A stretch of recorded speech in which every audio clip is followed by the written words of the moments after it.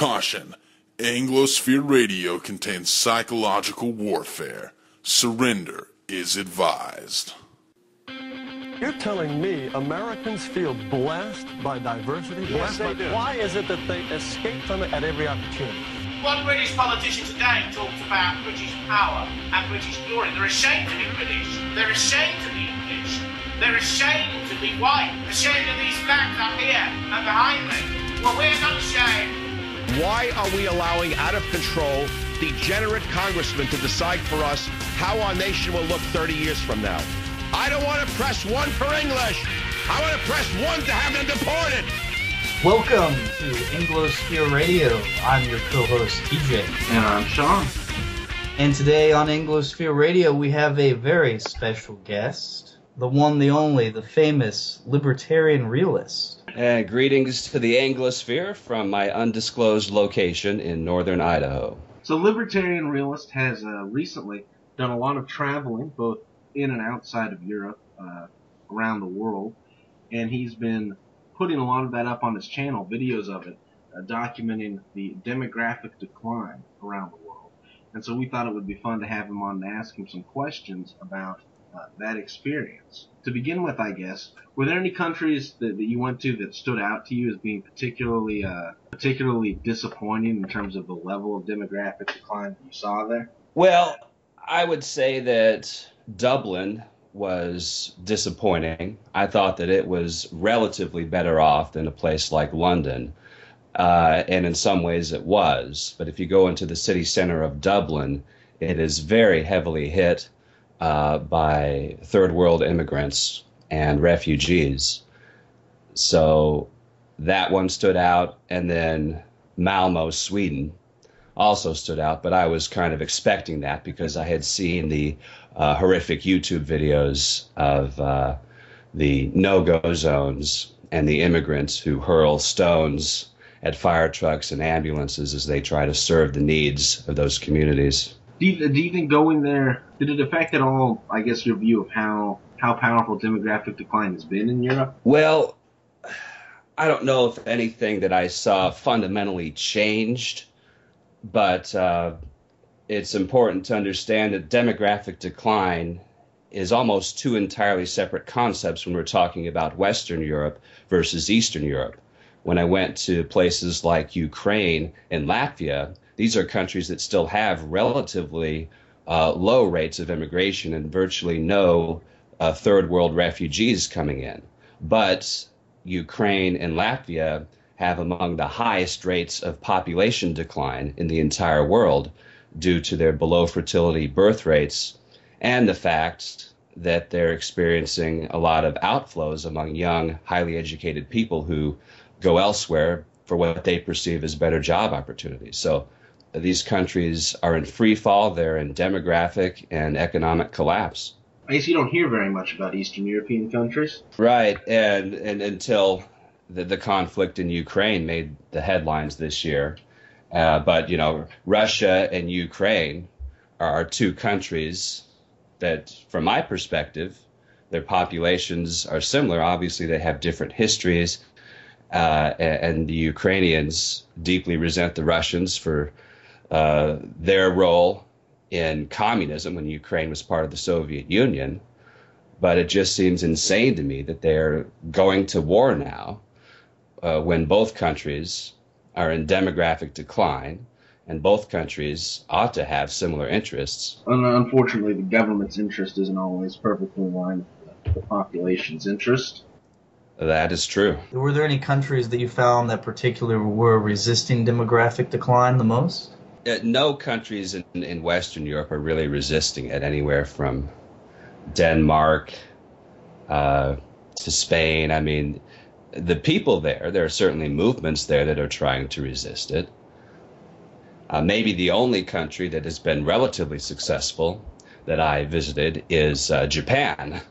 They've been condemned by groups like Amnesty International because they don't accept their fair share of refugees to fulfill their obligations to the world as global citizens. And so for that, I think Japan deserves praise from anybody who considers themselves an advocate of the survival of white nations, because Japan has just as much a right to survive as a Japanese nation as England has to survive as an English nation. And Japan is doing a lot better job of that than England right now. How would you describe your ideology, and what led to the formation of it? Well, I mean, I call myself Libertarian Realist. I don't have a lot in common, though, with most people who call themselves libertarians. Maybe a better word would be Libertarian bio-nationalist, because I wouldn't call myself exclusively a white nationalist, and I wouldn't embrace any form of nationalism that sought to trample on my liberties.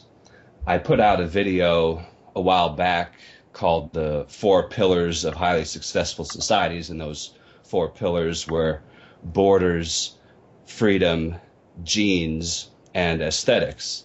Now, aesthetics is largely outside the realm of politics, or at least I would like it to be, but the political system and the political choices that are made have a huge impact on the character of the nation, the genetic character of the nation, which, as we know now from heritability studies, is extremely important to that nation's fortunes in terms of its level of order and stability and peacefulness and ultimately its prosperity. What initially got you thinking about the relationship between the genetics of a society and its potential for political success? Because obviously, normally that's not a perspective taken at all in politics. Right. I gradually worked my way into this particular area. I started becoming interested in racial issues, and I started reading articles on American Renaissance, and then gradually got into the more of the scientific basis, reading people like Phil Rushton and Charles Murray, the bell curve, of course. So it was a process that took me, I would say, from a purely radical, individualistic, libertarian standpoint to where I'm at today over the past, I've basically had the same ideology as I do now for the past 4 or 5 years, and before that, it was about a 4 or 5 year transition. So obviously in the news in Europe, you hear stuff increasingly about far-right parties springing up, rather in the UK or in France or in Greece. I'm curious, do you think that there's much hope for that having a real political impact, or do you think that they might grow some, but they're going to stay a pretty fringe minority and not be able to do much about especially the migration problems in Europe? Yeah, there is some hope. I think parties like the National Front in France, headed by Marine Le Pen, have a pretty good message, although on economics they're more socialistic than libertarian, but on immigration and national survival, which really I think is the most important question facing most European countries now, those parties are good, and they're not so extreme. They don't take such radical views as like the Golden Dawn in Greece, that they turn off normal, decent French people. And then in the UK, of course, you have UKIP, and the British National Party has kind of faded into obscurity. But the problem now with UKIP is that they've kind of so moderated themselves, and they've watered down their positions so much that it's not even clear that if they get into power that they will be all that much different from the Conservatives. They have seemed to pander a little bit. I would agree. Like they had a rally where they said, "Please, whatever you do, don't call us racist." And they had a bunch of blacks and Indians of people that were in the party with them. Right. I heard an interview with Nigel Farage recently where he was bragging about all the diversity that UKIP has and how they have Pakistanis. And then he was Farage was almost apologetic about the fact that these Pakistani-originated Muslim rape gangs that were found to have victimized thousands of British teenagers, he was almost apologetic at the fact that, yes, they turned out to be predominantly Pakistani.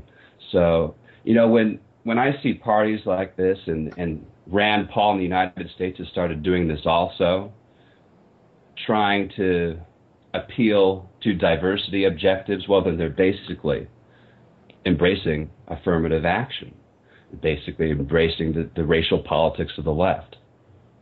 I think he probably said that in countenance to a leftist question, though he did hammer the Labor Party pretty heavily for sweeping under the rug because they were non-white and committed those crimes. So what they should say as well. is that the racial makeup, our racial makeup, is irrelevant to our views, our principles, and how we are governed. And so that's all that really needs to be said as far as I'm concerned. It's odd to me that these political parties seem to think that it's smart strategically, these conservative parties, to target the non-white vote that they are. I mean, it's a little more understandable in America, but still in America, the vast majority of people that vote are white. And of course, in England, the vast majority of people that vote are still white. And so it's bizarre to me that the politicians in conservative parties will freak out so much about getting, this 12% of the population or whatever to vote for them, at the expense of having millions of white people just not even go out to vote at all. I think what they're worried about is the white people that would get turned off or afraid to vote for a racist party. So they're just trying to calm their fears about that. I think that's their main goal. UKIP's immigration policy, though, isn't ideal, though it is better. They do want to adopt the Australian points-based system, which severely would limit immigration compared to what they get now. And, of course, they want to leave the European Union as well. But in a way, the UKIP's immigration policy is egalitarian because Farage has come out and said that he's for basically treating all immigrants from all different countries equally. He just wants less of them. Fewer Bulgarians and fewer Pakistanis. Well, there's a big difference between the effect on the society of having an influx of Bulgarians and Poles versus Pakistanis and Ugandans, and Farage won't make that distinction.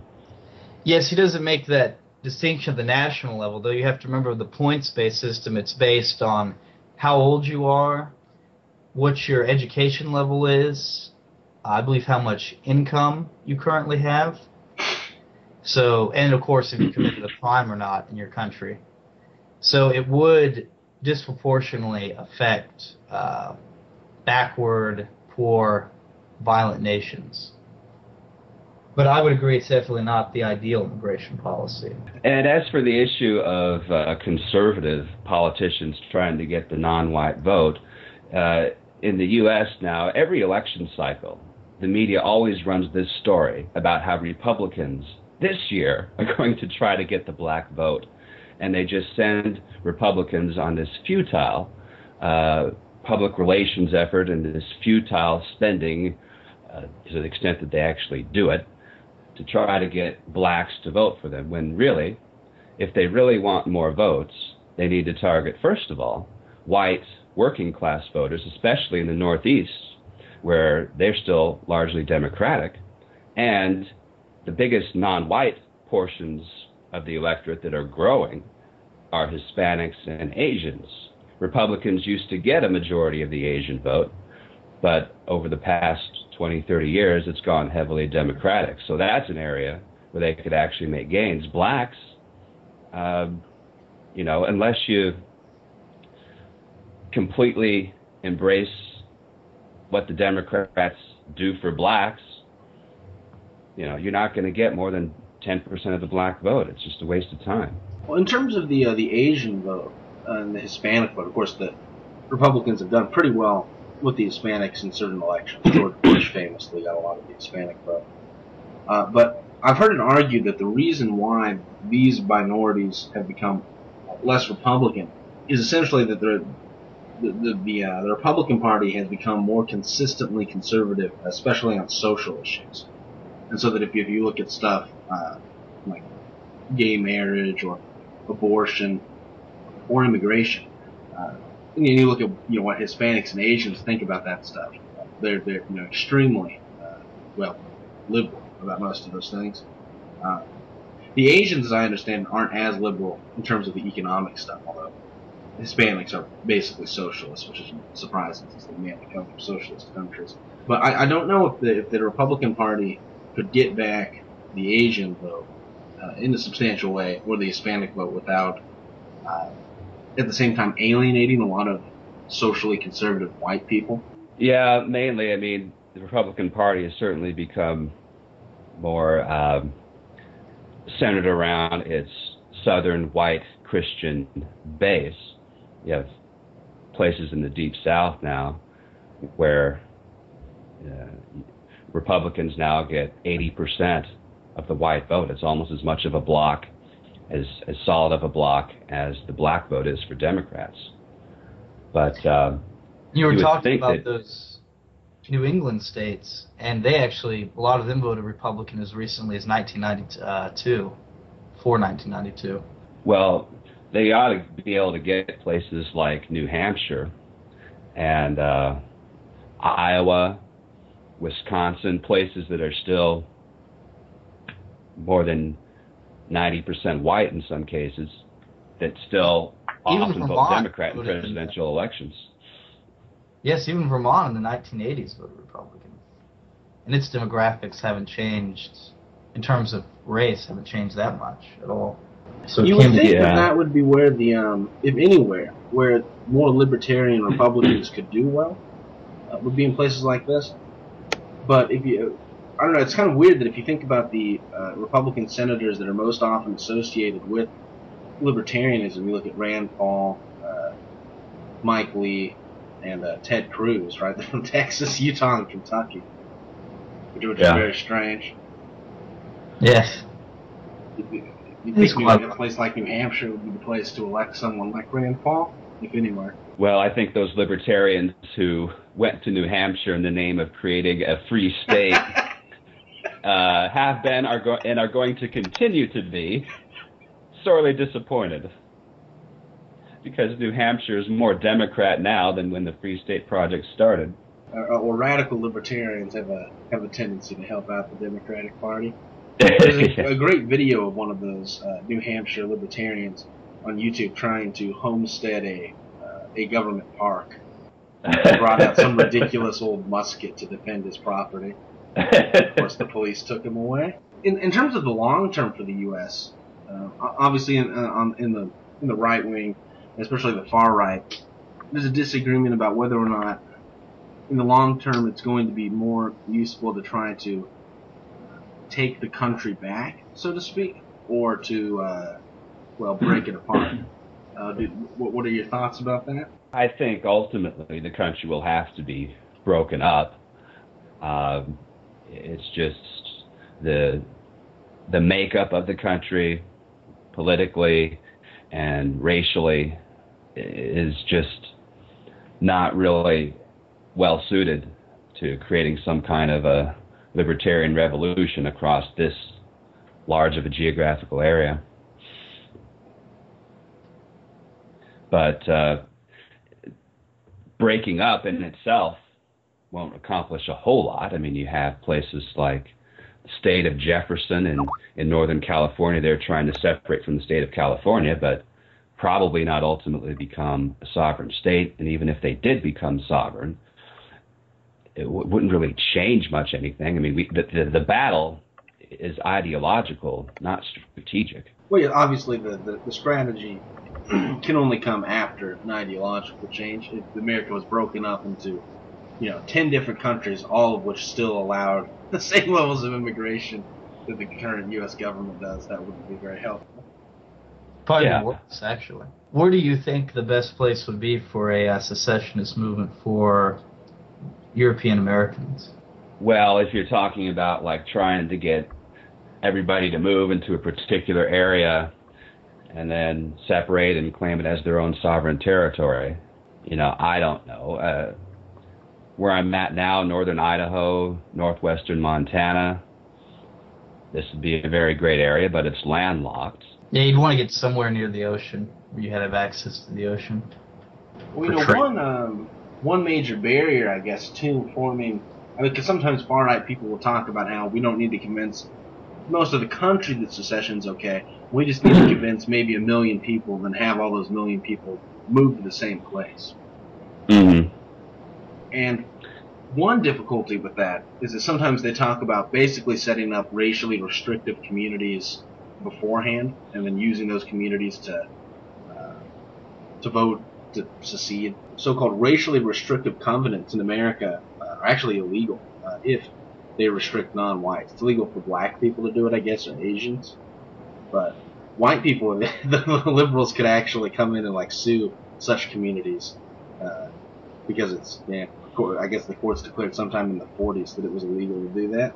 Yeah, I mean, you can set up. That, they literally define a racially restrictive covenant in that hearing as one that restricts non-Caucasians. Well, you can set up a private organization, but when the government arbitrarily declares that your organization, your business, or your community is open to the public, then it must integrate. And now, Eric Holder's Justice Department is going in and trying to forcibly diversify communities merely on the basis that they are too white, without even any discrimination alleged. I'm sure he'll be going after Harlem as well for being too white. I'm sure though in the 40s too, though, they didn't. That was before the Immigration Act was passed in '65. That was so damaging. I doubt they expected the U.S. that whites would be a minority. No, that blacks certainly would not. stop whites from moving in. Well, all this federal desegregation efforts really started after the Brown versus Board of Education decision in 1954.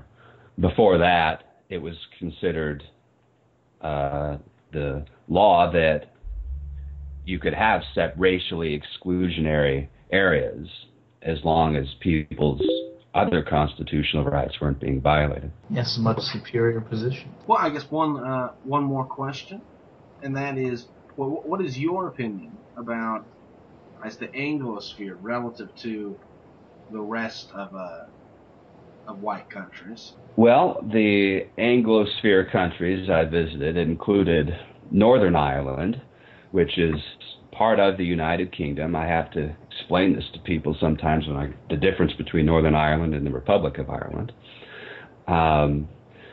And also Hong Kong, which until 1997 was part of the British Empire. Now, since then, it's been ceded to China, but it's remarkable that even in those succeeding years, Hong Kong has remained, according to some measures, the world's freest economy.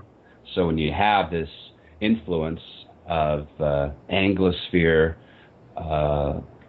political principles and a high-quality population, you can get a great amount of prosperity and freedom in that area. And I've also been, obviously, to Eastern Europe, as far east as Russia, and yeah, they've been held back somewhat by their more kind of authoritarian roots and mindset.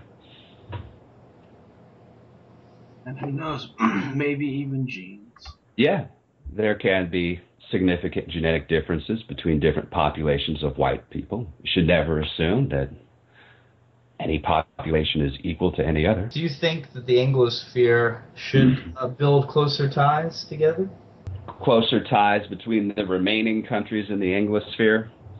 Yes, as they battle demographic decline? Yeah, I mean, I don't know that I necessarily regard Anglosphere countries as in any better position than Germanic or Nordic or other European countries to defend themselves against demographic decline. But as an English speaker who grew up in a country that had British roots, I guess I personally would care more about those countries than I would some of the other ones. It's interesting to think that in the Anglosphere, some of the same things which made it perhaps more successful economically, in particular I'm thinking about a relatively large concern for the rights of the individual, may have also made it especially susceptible to immigration-led demographic decline. Mm-hmm. Of course, I mean, you can say, well, there are more immigrants in the West than the East. And in part, that's also because there's more reason to immigrate to the West than to the East. But I imagine the West might be more accepting of immigrants for that reason, being more individualistic. And the fact that the English language itself has become so successful that it's now basically the language of business throughout the world, that has lent itself to anybody from any part of the world wanting to come to some English-speaking country. Whereas in a place that speaks Ukrainian or Lithuanian, that it's a little more difficult to attract foreigners who don't grow up learning that language. Pretty much anywhere in Western Europe now, English is widely spoken. So the Somalis who come into places like Sweden, they'll never learn Swedish. They might learn English, though. Somalis. That's nuts. There's Somalis in Europe. Muslim, black, anarchist. What else could you ask It's for? the European Free State Project. Well, Mr. Realist, is there any other topic you just would like to discuss, possibly, that you think is important? I will continue making videos from my demographic decline tour. I have a few more to go, and I will end with my demographic decline of Sweden. I already have footage from Malmö, but I'll have more footage from Stockholm, and so I will script that video out and try to make that kind of the final crown jewel of my demographic decline tour. That'll be probably in a few weeks from now, though.